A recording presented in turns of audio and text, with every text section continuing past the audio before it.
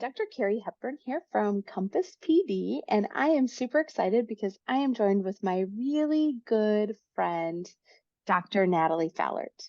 Hi, Natalie. Hello, how are you doing? Good. How are you? Doing great. It's just busy, I guess. So, Yeah, like what's going on in your life right now? my boys are now in their freshman year of high school, and I have identical redheaded twins. Mhm. And now that they're in high school, and I was a high school English teacher, I'm struggling with balancing being a mom and not a high school English teacher. So that is really hard. And they both recently made the air rifle team. And today we're recording on a Sunday and it kicks off homecoming week for my kids. So it's their first week of participating in homecoming. And I have boys, and I like to say that they're mutes. They don't talk to us or share any information. And so we've been like pulling teeth. So this morning at 8:50, one of them looks at us and says, "Oh, by the way, I have to be at school at 9. I have to be there all day for hall decorating. And can you take me now?" And I was like, "Well, don't both of you have to be there?" But so we were scrambling, getting them there, and then the bonfires tonight, like all these things that were like, "Can you tell us? Like, we have to drive you, Right. give us." So parenting is Right. hard, but It fun and is. crazy. So They're like, you have a life that's not about us, outside of us. So you should be able yeah, to pick up and do what I want when I need to. So I remember those days. I remember those days. That's fun. Well, deep breaths. We take lots of deep breaths. lots of deep breaths, lots of deep breaths, and the occasional glass of wine. Yeah, That always seems to work. I or no, multiple glasses. or multiple. I know. I know. That's funny. So I'm happy because today, Natalie, you're going to be sharing information with the teachers. Today's podcast is aiming to help teachers around that Octoberish time of the school year. Depending when you started school, many people are in their 2.5 months, 2.5, 3-ish months of school. And some of you are just joining us today. Dr. Fowler will be building on information from previous episodes that I'll have linked in the show notes, episodes 18 and 19, where she talked about planning and routines. And then in episode 24, she talked all about setting goals at the beginning of the year. Our goal for our podcast is to help you be proactive rather than reactive. So, as we think about where we are right now, this time of the school year, what are some things in October teachers should be having on their radars? Last time that I was here, I talked about student goal setting and monitoring. And I hope that everybody has done this, which is a great first step. But we cannot let it stop just at creating those goals. We need to ask ourselves, like, how are we monitoring or even checking in with our kids on those goals? Today, I want to share some quick and easy tips for how to start and sustain these conversations with students, like with you and your students, but then also between students, so that you're Mm-hmm. not bearing all of that work, that they're carrying that load as well. So first, I would like to kind of go back and revisit goal setting just a little bit, because if you have not had your students set goals, it isn't too late. So don't think that it's too late. In fact, it might be a perfect time to set them, because you've been getting to know them. You've probably done some benchmark test of some sort or some pre-assessments, and they are now understanding what the expectations of the classroom are. So if you haven't set them yet, that's fine. It's never too late to do this. And if you're unsure of where to begin, I'm going to give you a few quick things that should be easy and accessible things for students to set goals around that are very specific. And you might want to look at like content specific goals that you have for your students and offer them a list to choose from. So instead of just saying like, pick a goal, any goal, you might have 5 or 6 that you've already kind of predetermined. So if you're a content area teacher, it might be like, if I was an English teacher, it might look something like students self-select and read text or books in and outside of the classroom. Or I want my students to take more ownership in writing, choosing topics and appropriate approaches for a specific purpose and audience. If you are a science teacher, it might be something like students can use and interpret science to explain the world around them, or investigate and generate scientific theories and evidence. Your social studies teacher might say something like, students can make informed and reasoned decisions. Students are aware of and sensitive to cultural diversity. There, if you're an elementary teacher, it might be a little bit more behavior monitoring, or it might be just specific on one particular content or class. Mhm. And these could be ones that you offer your kids and then say, choose one of these. Which one of these do you want to work for? I would also consider visiting sites like National Council for Social Studies or the Next Generation of Science Standards. I know that in the science one, if you go to like read the standards and then you go to practice, there's like a little button that says practice. There are Mhm. general things that are like, my kids are good at asking scientific questions. There are these general broad statements that just make them good scientists. And then they will go into more further details if you wanted to be more specific. But you could even just pick some of those broad ones. Mhm. National Council Teacher of English, National Council Teacher of Mathematics, any of these sites, you might be able to find goals that are overarching that you could say, hey, why don't we choose from one of these? And then your kids could then create their goals around those. I You like could it. Yeah, you could also like even just think about your like if that's too much work, you could think about what's my next unit and looking at the big goals of that unit and saying, here's what's coming up next. Which one of these do you want to work on? Or if like I know I'm an English teacher, so if we were doing the argument essay, I might give them the rubric for that essay at the forefront and say, which one of these do you want to work on in your writing Mhm. as we're going through this unit? So it doesn't have to be this crazy creative list or things that kids come up with on their own. You could give them boundaries to their goal setting and help them focus on more specific steps to reach those goals. And it will also allow for you, the teacher, to then possibly group students based on those goals to discuss ways that they can work toward achieving them. And that allows them to hold each other accountable for their goal setting as well, and takes a little bit of that burden off of you, which is going to lead us into what the main goal of today's podcast is. And that is, how do you get kids talking about their goals with each other? And how do you talk with students about those goals? I love that. Well, one of the things that I was thinking about is just last week I was in a school district and they were really struggling with like what kind of goals do I set? And I was working with elementary 3 through 5 teachers and we were looking at their rubrics, at their scoring guides, those learning targets. And one of the things we talked about was thinking about a hierarchy of skills that students need to develop and maybe having different goals around those hierarchies that could be choice goals. How do we take some of this pressure off of us as the teachers, trying to control and be in charge of all of these things and help students hold one another accountable? So please share your brilliance with us, Dr. Fowler. And I will say that I do come with that secondary lens. And so when I think about goal setting, I and tracking and monitoring that, I think Mhm. about it with that lens of, I have 100 to 150 students. How in the world am I supposed to keep track of this?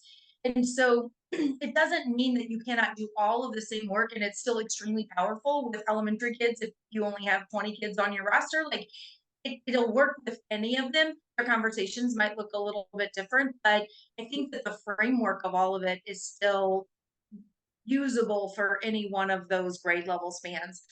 But we want to think about like, how do we get students to talk about their goals with each other and setting up those routines? So it's one thing to report your goals to your teacher or periodically like look at a piece of paper or checklist and mark them off. But like it we want them to really own those goals and to have conversations around them. And the more that they do that, the more like the more it kind of comes to the forefront. If you just tuck it in a drawer and ignore it, then you're not going to like work towards those goals. I want you to think about the fact that it doesn't have to take a lot of time. A lot of times people, if you only have 45 minutes in a class or 50 minutes for that subject area, you're like, where am I going to pull this time for these kids to do this? But if you make it a regular part of your classroom routines, where you might set up something like, every Monday, we're going to check in, you're going to meet with your partner that is already predetermined, you're going to remind them what your goal is, and you're going to tell them like either what worked last week in reaching that goal and what you're going to try this week to keep that goal going. So literally giving your kids a minute and a half each, so 3 minutes total of a Monday, to check in and make a plan for their goal for that particular week. You could also then have them meet again on Friday for like a minute each to say, this is how my goal's going this week or not. It would really just depend on your class, your setup, how your kids are working. Once a week might be plenty. Like every Monday they do a check-in and they kind of say, this is what I did, this is how it worked, this is what is or isn't working.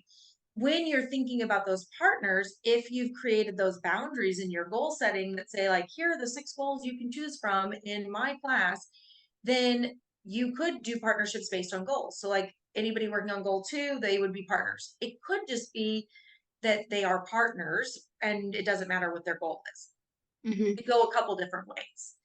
And so it just how you want to set that up. If I had an English class and I might have writing partners, I don't want them to have goal partners and writing partners. They would share with Right. their writing partner what their goal is. And there might be a time where I pull all the kids, in a small group who are working on goal 2 and have a conversation with them. But you can still share with your partner ways that you're working toward your goal. So it doesn't have to take a lot of time. And that's something that they could be doing, and you could just be walking around the room checking and making sure that that's actually what they are doing. They're having conversations about their goals, and it could become a small writing assignment, like on a every other Friday, asking them to Yeah. reflect, like, how have how are you doing this? So getting them to do some of that work is really important, and figuring out what works in your classroom for that to happen. I think that's very manageable. If a teacher does something like, let's say, workshop model, that would be a really nice share, and it really highlights for students that you value it. Right. And I used to be on a school board. It's like you put money in the things that you value. Well, you put time and energy in the things that you value. And so if you do not carve out time for your kids to have conversations about their goals, then it's not something that you value or they value. And it just is something that they wrote down and it goes by the wayside. And we Yes. know that goal setting and monitoring with students has a huge effect size, according to Hattie. So this is a way that you can do that that's manageable. From the elementary lens, I always had that in the student's notebook that went home, so parents would see what their goals were, and the students were supposed to talk with their parents about that. And then when they came in the morning, I think I've talked about this before, that like I checked all their notebooks for any information from home and to just kind of check in. It gave me a chance to look at the notebook, have a minute with each kid as they were coming in and we were getting ready for our morning day. So there's lots of different ways. What matters most really is the system that works for you, the Right. teacher. That's the hardest part. What system can I stay consistent with? And I think that I love that you mentioned that the parents know what the goals are as well, because I feel that the more people who know and are asking about it, the more accountability there is, and the more it's like, oh, you're paying attention to this. Yes, we are paying attention to it. But the goal setting shouldn't be a shaming piece. Or if you are not reaching it, it should be like, how is it going? What can we do to help you reach this goal? And that's what that partnership is for. And those conversations is not about shaming someone because they're not reaching the goal, but how do we help you reach this goal? Because again, we want to create a community of learners. And how do we create that community together? Yeah, this then takes me into like, okay, we've got our kids that are monitoring these, but then I, as a teacher, I have to show how important this is and that I'm invested in their goals and that I'm acknowledging their progress along the way. Or I'm being empathetic to the fact that they're not progressing and figuring out how can I help you either set a new goal or achieve this one. And so when I think about like if a student is struggling to meet their goal, maybe they chose the wrong one and you might have to discuss other options. But it is important for them to try. Like let them try and see. And maybe if you're looking at the goals that you set, there might be some that are lower hanging fruit. And then maybe they picked a really hard, difficult goal. And so you might have to have a conversation with them about, this is a really big goal, but what are some things that you need in place before you hit this goal? And so maybe they'll see that there are goals that they need to work on that will help them get there. And considering, like, I like to call it like that lower hanging fruit, especially at the beginning, showing them that I'm going to set a goal and I'm going to progress toward it. Oh, I met that goal. And then they see some value in it. And then they're like, oh, we set a higher goal or go to the next one or whatever. But they also may have had an appropriate goal, but the steps that they're taking are not working for them. And so they might have thought, this is how I'm going to try to reach this goal, but it's not working. And that's where you, as a teacher, might have to consider offering them 2 or 3 different ways to try and then let them choose one of those, different ways to reaching their goal. Or consider giving them a chance to talk to another student who's working on that same goal and see what approaches they used and see if some of those might work for them. Or, you may end up pulling like all of the kids who are working on that same goal and letting them kind of share. But my words of caution would be like, don't do all of these. Like, choose which one would work best for your kid, that particular kid, and what approach would work best. Like, do I need to give them a few options and let them choose? Do I need to pair them up with someone to have a conversation? Or am I noticing that a lot of my kids in this group are struggling, and I'll pull a small group and help all of them at once. So that's, don't do all of them, but choosing which one would maybe work the best. I agree. I agree. One of the things that I was thinking as you were talking to was sometimes it's not the right goal. I see that a lot with students who struggle in school and elementary, that they're trying so hard to please us, the teacher, that they want to be like, I'm going to read. Well, back in the day, they would say, like, I'm going to read Harry Potter or I'm going to read Percy Jackson. And they're these giant chapter books. And you're like, ugh, like you don't want to discourage or say no. That's, that's not a good goal. But one of the things that is nice to do that you've talked about in the past is like setting, and you talked about it, like setting some smaller goals or shorter goals to get that momentum going. Those are nice dopamine hits so that when they get into a more challenging goal, they really do have some momentum going so that it builds up their confidence. It makes them feel like they can be successful. And it's kind of like when we talk about reading up a topic before they get into those harder things. That's one of the things that we try to do a lot in elementary to get them ready for some of those big goals that they have set. And I love that you say that because I think about, you wouldn't look at a kid and say, don't, let's pick a different goal. You could say, this one's like not yet. But we're still working toward it. So we're gonna keep it here. But what do we need in order, like, okay, you tried reading Percy Jackson, you were struggling, like it was hard. Okay, what if we tried some same genres but smaller books? And let's try to do 2 or 3 of those and then come back and try this one again. And so now their goal is to read 2 of these faster ones just to get their feet wet and then come back and try it. And then they can say, oh, I did that. And they feel that success. And then you might have to put another scaffold in there. But Right. I do love that idea of just having those conversations with your kids. And I know that from a secondary perspective, if you have all these kids and you only have 40 minutes a day with them, it's like, how do I talk to all of them? If you've got those kids in partnerships having conversations weekly, then you as a teacher really, if you could just check in on them once a month. And so figuring out some type of rotating schedule, and that can look however you want it to look in your classroom. But that idea of like, if I've checked in at least once a month on my kids to see where they are in their goals, then we're doing okay because they're doing weekly checks that I'm helping direct, but then I'm also checking in, hopefully once a month. And That's smart. Very I smart. think that, trying to figure out like, how do you track that? Like, I could come up with 1,000 different ways. You just have to figure it. And you might try 3 or 4 or 5 before you find the one that works for you. But I've had teachers who've, put things on post-it notes. I've had them in a seating chart. I've had them do Google Forms, like lots of different things of when did I meet with these kids? Yep. So You have to find the system that works for you. It's like give them the information, and they have to take that tool and make it a tool that's efficient and effective for them in their classroom. Because if you aren't monitoring and then the kids don't see that it's a value, it's not worth wasting your time or or theirs. theirs. Yeah. Hmm. So For sure. it becomes busy work, and we don't want them doing busy work. Okay, just a second. I have to pause this for just a minute. You've got to hear this text message that my colleague and I just received from a curriculum coordinator.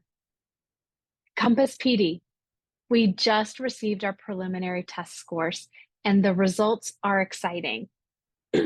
Our failure rate has decreased by 50%, and we increased our proficiency scores by 8%. Thank you, thank you, thank you. So I think this kind of leads us to your second question, which is like, Yeah. what are those predictable problems? And to me, it's that, how do I keep track of their goals? And what would that look like? Especially if you've got 100 plus kiddos on your roster. And I will say that I have done this, and I've had other teachers do this, and they'll just create a Google form. And it's something simple like, what is your goal? And let's say that they've given them boundaries. And so they literally give them a drop down menu and they pick one of those. What's your goal? Like, why did you choose this goal? Like, what is it that why was this goal important to you? And then maybe one or two things that the kid plans to do to try to reach that goal. And so they would submit that. And it could be something that, like, every 2 weeks, you just ask them to resubmit it.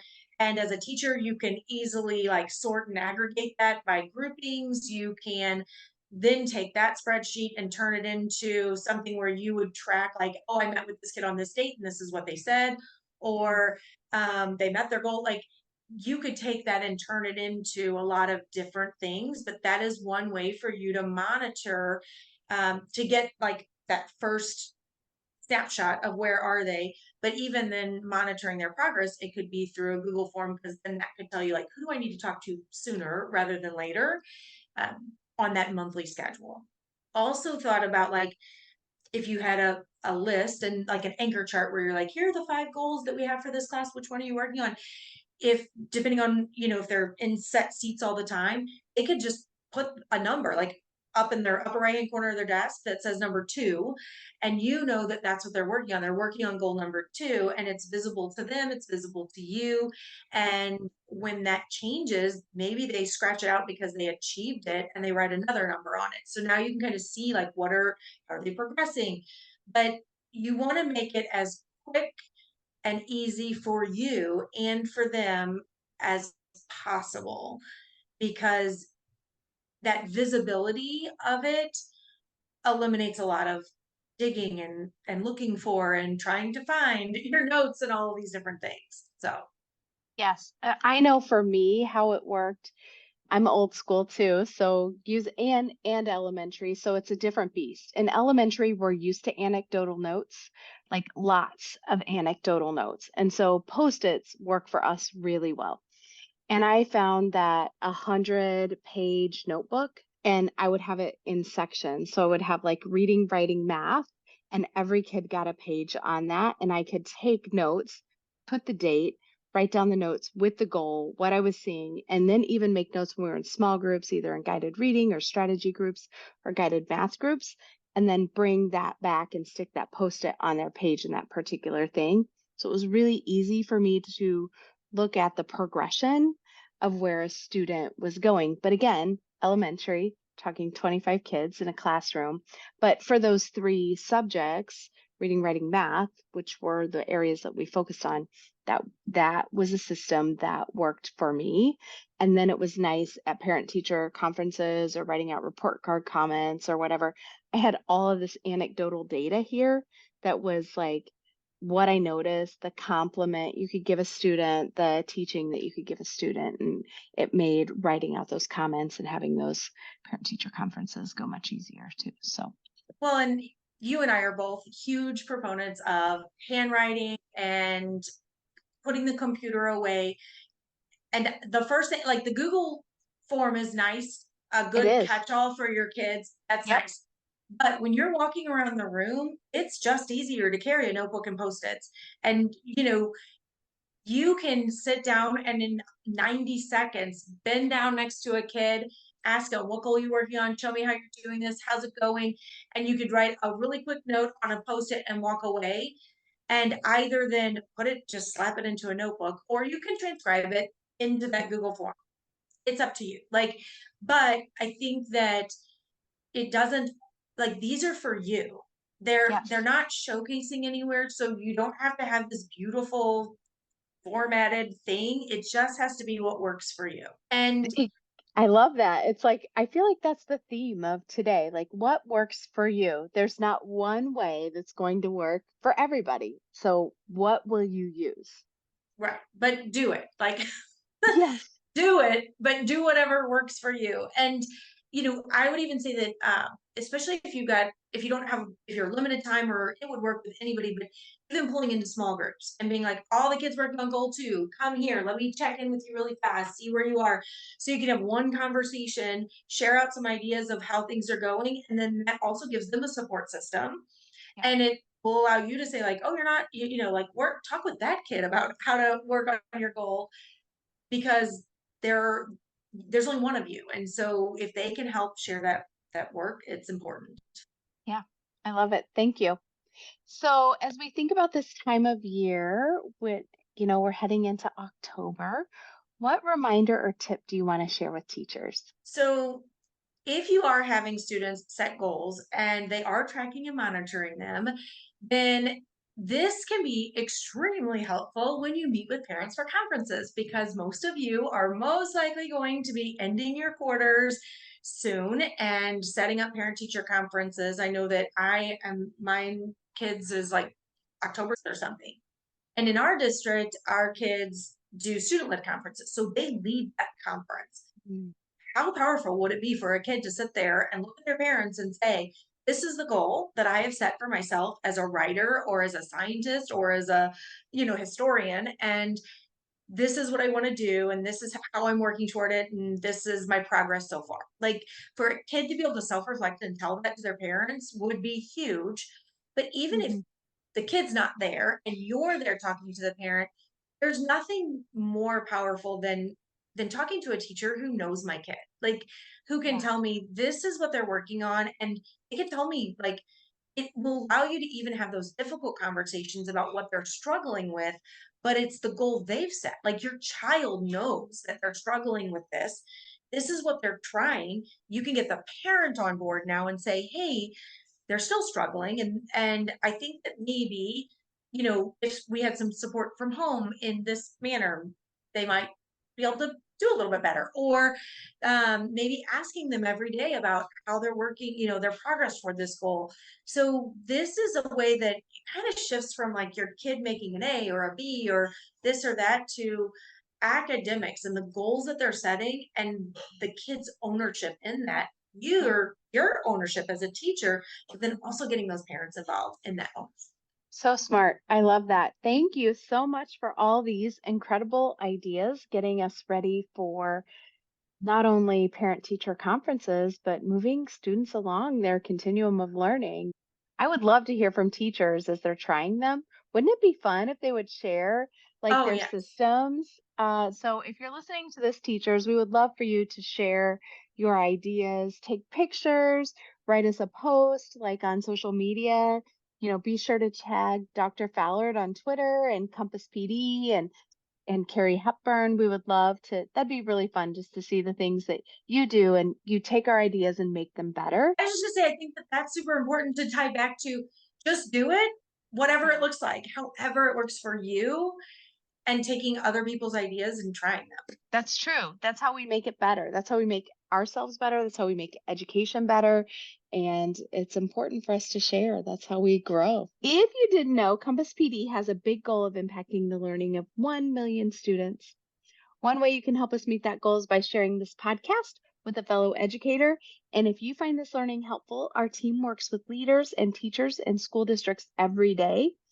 Reach out to us. We would be happy to talk with you about how we can help you reach your ambitious goals.